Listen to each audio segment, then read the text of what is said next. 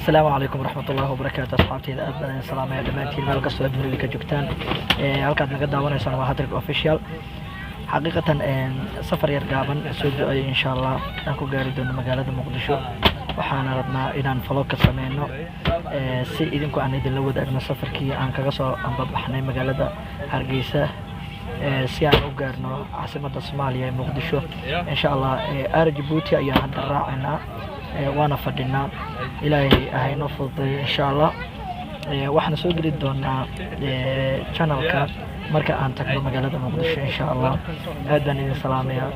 waan aad ugu faraxsanahay sida quruxda badan aad markaasi idinku nala socotaan mar waliba xaqiiqatan waxaan rabnaa inaan isbedel ku sameeyno channelkeena maadaama aan gaarnay 1 subscribe iyo above sidaas ay tahay marka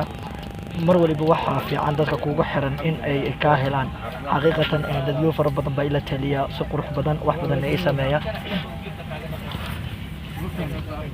thank you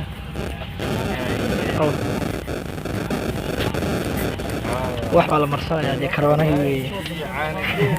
ogaayra karoonaha baa sii jira marka wanaagsantihiin saaxiibayaal insha Allah isbedel weyn baan rabnaa inaan sameyno channelka dad badan baa xaqiiqatan nala taliya wax walba noo sameeya heerka hadda aan gaarnay idinkana gaarsiiyay insha Allah marka waxaan warka aynaa waan idin la wadaagaynaa hadda aadan cadde international sidaas oo aan ku gaarno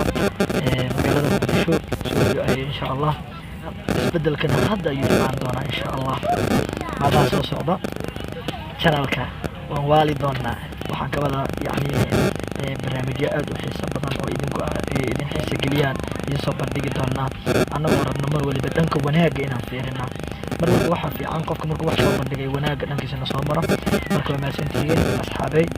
aad baan idin rajeynaya qayb baan idin rajeynaya mar waliba vloggan idinka idinku talagalay soo duceeya insha Allah Cabin crew departure position.